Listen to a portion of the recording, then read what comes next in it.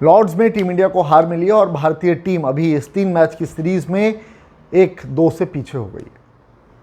हर कोई ये सोच रहा था कि टीम इंडिया लॉर्ड्स में जीत दर्ज करेगी, लॉर्ड्स में इतिहास रचेगी, और उम्मीदें भी दिखाई दे रही थी, क्योंकि जिस तरीके से रविंद्र जडेजा की टेलेंडर्स के साथ में पार्टनरशिप हो रही थी, हर किसी को ये लग रहा था, इस बात की उम्मीद होने लगी थी कि यार अब 5 रन और 6 रन और 7 रन और एक एक करके 22 तक पहुंचेंगे और फिर हम विनिंग रन बना करके इस मैच को जीत लेंगे। जसप्रीत बुमराह के साथ जो पार्टनरशिप हुई, भले बुमराह ने बहुत कम रन बनाए, लेकिन वो जो समय उन्होंने बिताया, जो रविंद्र जडेजा को उन्होंने समय दिया, 1 घंटा 41 मिनट बुमराह ने बैटिंग की, उसके बाद फिर सिराज, लेकिन अल्टीमेटली हार हमें मिली और इंग्लैंड यहाँ पर जीता। बट इस हार के ऊपर जो पोस्टमार्टम होना है, इस हार के ऊपर जो सबके एनालिसिस आएंगे, मेरा भी अपना पॉइंट है, मेरे भी पॉइंट्स उसमें आएंगे, आने वाली वीडियोस में बात करूंगा उसके बारे में मैं।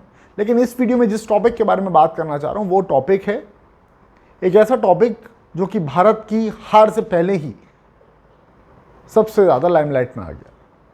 केएल राहुल को ब्लेम किया जाने लगा भारत की हार से पहले, केएल राहुल को ब्लेम किया जाने लगा टीम इंडिया का जो मिडिल ऑर्डर कोलैप्स हुआ है उस बात के लिए। तो वो कितना सही है कितना नहीं, इस बारे में डिटेल में बातचीत करेंगे। अगर आपके कोई पॉइंट हो तो प्लीज़ आप उनको कमेंट सेक्शन में रखिएगा। अगर आप मुझसे एग्री कर रहे हो तो भी बताइएगा, अगर आप डिसएग्री कर रहे हो तो भी बताइएगा। अगर कोई तर्क हो आपके तो प्लीज़ कमेंट सेक्शन में जाकर के अपनी बात रखिएगा, मैं डेफिनेटली उसका रिप्लाई आपको देना चाहूँगा। ये वीडियो अगर पसंद आए तो भाइयों प्लीज़ इसको लाइक ज़रूर कर देना।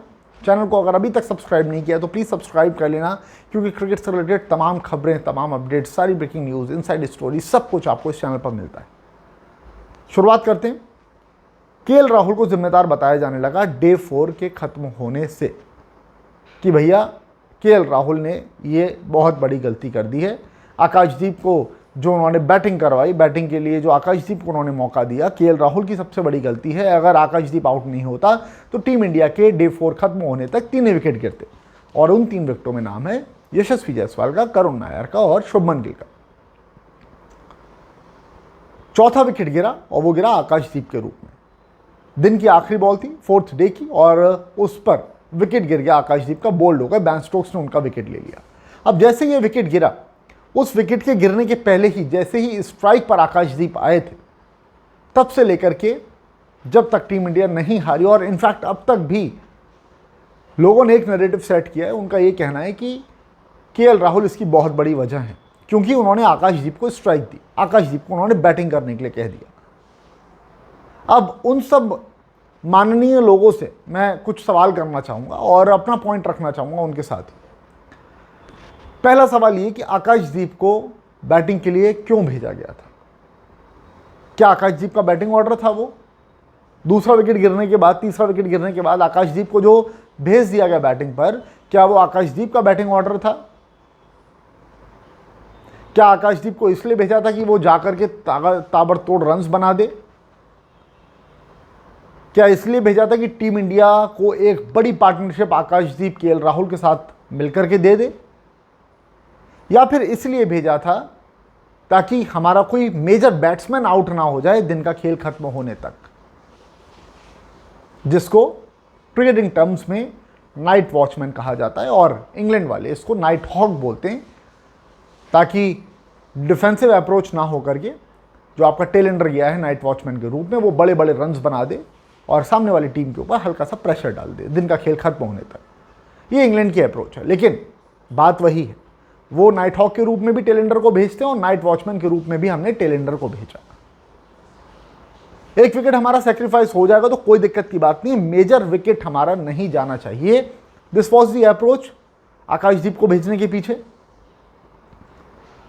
अब अगर केएल राहुल ने आकाशदीप को 10 गेंदें खिलवाई, स्ट्राइक दी, 11वीं गेंद पर आकाशदीप आउट हुआ, तो उसमें केएल राहुल की क्या गलती है? टीम मैनेजमेंट का भी तो यही माइंडसेट था, तभी तो आकाशदीप को भेजा। नहीं तो क्या आकाशदीप ऋषभ पंत से ज़्यादा अच्छी बल्लेबाजी कर लेते हैं? क्या आकाशदीप रविंद्र जडेजा से अच्छी बैटिंग कर लेते हैं? क्या आकाशदीप की बैटिंग नीतीश कुमार रेड्डी से ज़्यादा बढ़िया है? मुझे तो नहीं लगता, और ऐसा है भी नहीं। इसीलिए इन लोगों को ना भेज करके आकाशदीप को टीम मैनेजमेंट ने पहले बैटिंग करने के लिए भेजने का सोचा था। अब अगर आकाशदीप को नॉन स्ट्राइकिंग एंड पर रख के दो सिनेरियो हैं यहां से, समझना बात। अब अगर आकाशदीप को नॉन स्ट्राइकिंग एंड पर रख के केएल राहुल बैटिंग कर रहा होता, क्योंकि आपका तीसरा विकेट तो गिर चुका था, वहां तो एक बैट्समैन को ही आना था। अगर केएल राहुल बैटिंग कर रहा होता और अगर आकाशदीप नॉन स्ट्राइकिंग एंड पर होता और अगर केएल राहुल आउट हो जाता मान लीजिए, तब गाली किसको पड़ती? केएल राहुल को, कि भाई दिन का खेल खत्म होने तक आउट हो गए, हमारा एक और बैट्समैन चला गया। तो आकाशदीप रहता अगर केएल राहुल के आउट होने के बाद, बढ़िया रहता क्या? केएल राहुल भी तो यही चाह रहा था जो टीम मैनेजमेंट का था, कि एक मेजर बैट्समैन आउट ना हो, इसलिए तो वो नॉन स्ट्राइकिंग एंड पर गया। अगर बैटिंग ही करवानी थी तो फिर तो ऋषभ पंत को भेजा जाना था, फिर तो रविंद्र जडेजा को भेजते, फिर वाशिंगटन सुंदर को भेजते, नीतीश कुमार रेड्डी को भेजते। क्यों आकाशदीप को भेजा? इसीलिए भेजा ना ताकि एक बैट्समैन हमारा ना आउट हो जाए दिन का खेल खत्म होने तक। या अगर ऋषभ पंत आउट हो जाता या केएल राहुल अगर आउट हो गया तो टीम इंडिया क्या अच्छी पोजीशन में रहती? जो डे 5 पर पहुंची टीम 58 पर 4 के साथ, चौथे विकेट के रूप में अगर आकाशदीप का विकेट ना गिर के अगर वो विकेट केएल राहुल का होता या लेट से ऋषभ पंत ही आता आकाशदीप की जगह, ऋषभ पंत का विकेट होता, तो क्या टीम इंडिया वही सिचुएशन में रहती जो 58 पर 4 डे 4 खत्म होने के बाद हुई थी? मेरे ख्याल से नहीं, क्योंकि आपके 3 मेजर बैट्समैन आउट हुए थे, यशस्वी जायसवाल, करुण नायर और शुभमन गिल। चौथा आपका टेलेंडर था, जिनसे आप बहुत ज़्यादा उम्मीद नहीं करते हो। हालांकि टेलेंडर्स ने ही आपको 22 रन की हार का जो डिफरेंस था वो कम करके दिया है। तब सिनेरियो क्या होता? आपके 4 मेजर बैट्समैन आउट हो जाते अगर करुण नायर या केएल राहुल अगर आउट हो जाते आकाशदीप को नॉन स्ट्राइकिंग एंड पर रख करके। तो टीम मैनेजमेंट की अप्रोच ये थी कि करुण नायर के आउट होने के बाद, शुभमन गिल के आउट होने के बाद, यशस्वी के आउट होने के बाद एक ऐसा बैट्समैन भेज दिया जाए जो कि अगर रन बना ले तो एडवांटेज हो जाएगा, बेनिफिट मिल जाएगा थोड़ा सा, और अगर आउट भी हो जाता है तो भी टीम को कुछ नुकसान ना हो। अब ऐसे में बहुत सारे यूट्यूबर्स का, बहुत सारे लोगों का, बहुत सारे पत्रकारों का ये कहना है कि केएल राहुल को आकाशदीप को स्ट्राइक नहीं देनी चाहिए थी, केएल राहुल खुद बैटिंग कर। अब मुझे उनकी अप्रोच समझ में नहीं आ रही है। मेरी अप्रोच क्या है वो मैंने आपको लॉजिकली बताई है। अब आप सबका क्या सोचना है कमेंट करके बताना। अगर आकाशदीप नॉन स्ट्राइकिंग एंड पर रहता और अगर केएल राहुल आउट हो जाता, आपने डे 4 पर अपना मेजर बैट्समैन ना आउट हो यही तो सोचा था, यही सोच करके तो आकाशदीप को भेजा। तो अगर आकाशदीप आउट हो गया तो केएल राहुल के ऊपर बवाल क्यों कट रहा है इतना? अगर केएल राहुल आउट हो जाता फिर भी गाली केएल राहुल को पड़ती, आकाशदीप आउट हो गया फिर भी गाली केएल राहुल को पड़ रही है। पता नहीं भाई। और क्रिकेट की बात करने वाले थोड़ा सा लॉजिक्स का इस्तेमाल कर लिया करें तो बहुत अच्छी बात रहेगी। बाकी हम तो यूट्यूबर हैं भाई, अपने मन की बात, अपने पॉइंट ऑफ व्यू इसी तरीके से रखते रहते हैं सामने। और भी जो बातें हैं और भी जो इस हार को लेकर के चीज़ें हैं वो लेकर के आऊँगा आने वाले वीडियोज़ में। आपको 1-1.5 घंटे में वीडियोज़ मिलना शुरू होंगे इस वीडियो के बाद से। तो प्लीज़ आप अभी इस वीडियो को लाइक कर दीजिए अगर पसंद आया हो तो।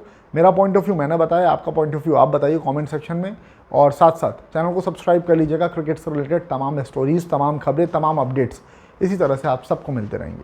और इस वीडियो को प्लीज़ शेयर करके, चाहे ट्विटर पे करना हो या व्हाट्सएप पे करना हो, शेयर करके एटलीस्ट उन लोगों तक पहुंचा देना भैया, टैग कर करके, जो लोग इस बात को कह रहे हैं कि केएल राहुल ने सबसे बड़ी गलती की है आकाशदीप को बैटिंग करवा करके। Thank you so much for watching this video. Bye bye, love you all भैया।